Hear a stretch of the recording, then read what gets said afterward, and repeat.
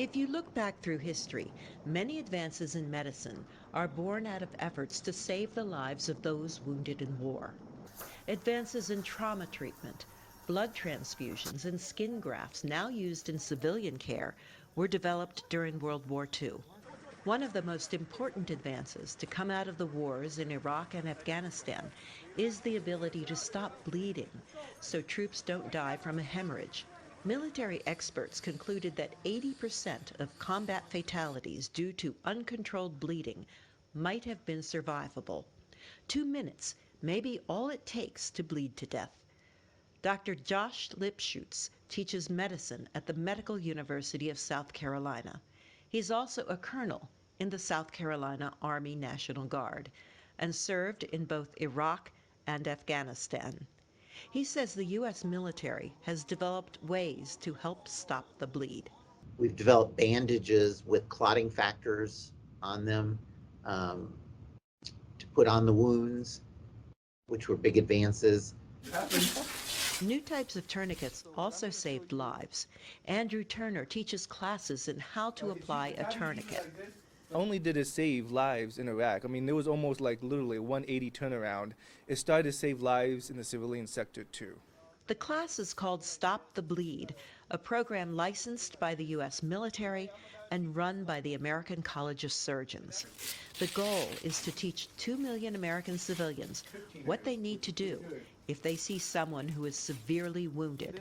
Lipschutz says it's badly needed in the U.S. So sadly, we're seeing, a lot of wartime type wounds with high caliber ammunition, and yeah, so that's exactly right. Some of the lessons are in that we've used in the mass shootings here in the United States. 9 years ago, a gunman walked into Sandy Hook Elementary School in Connecticut and killed 26 people, including 20 young children.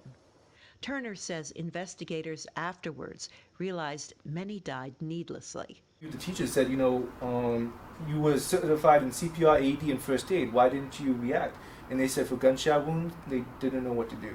The next year, after a bombing at the Boston Marathon, hundreds were injured and 3 people died.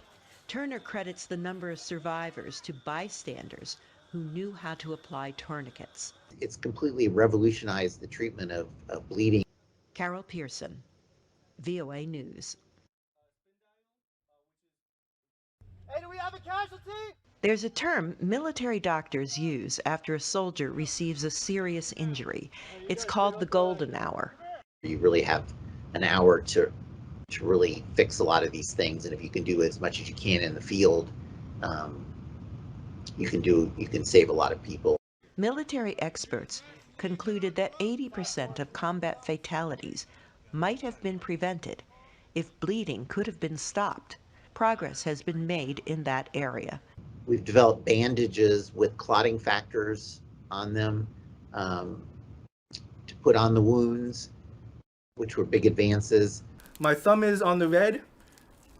Push it open. Training provided in a Stop the Bleed class teaches students how to apply a tourniquet in just seconds. So there's the regular method where it takes about 30 seconds to put on a tourniquet. I'm going to show you how to do it within 10 to 12 seconds. Quick action has saved lives on the battlefield and in civilian life. All right, swing the tail end around. With burns, survival rates have improved drastically. At one point, the percentage of people expected to live after a serious burn was 50%.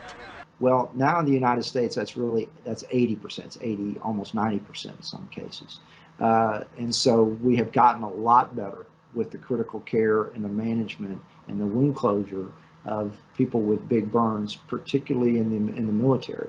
Another major advance is that trauma care was moved up to the front line, so treatment could be given almost immediately. So we saw individuals that were much more severely injured than in the past. So they were surviving and getting to rehab and having multiple trauma, or what we called polytrauma. So head injuries, burns, amputations, fractures, the list would go on. And so the care was much more complex. The complex nature of that care meant military doctors had to work in teams. Even the rehabilitation teams would expanded beyond the traditional therapists and rehab doctors to include the plastic surgeons, neurosurgeons, infectious disease doctors, all working as this huge team to kind of meet the needs of each individual veteran or service member that was going through rehabilitation.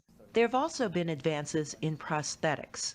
Prosthetic hands used to just be either a hook or they could just open and close, and they'd have one degree of freedom, one thing they can control. The goal now is to make these prosthetics act as much like the limb that was lost, including the ability to feel. At the Cleveland Clinic, a doctor has developed a prosthetic arm that contains a highly sophisticated computer that communicates the sense of touch with the wearer's brain. They feel as though their hands are moving even though they don't have a hand, and they feel as though their fingers are touching things even though they don't have fingers. And the interesting thing about it is that when we put all of these systems together, their brains actually feel like the hand is human. There's a long way to go in helping the injured return to civilian life with better prosthetics and burn treatment and good brain function. Ready and go. But the doctors who spoke to VOA say medical advances in their fields have come a long way in the past 20 years. Carol Pearson, VOA News, Washington. Dan makes this look easy, but there's a lot of challenge to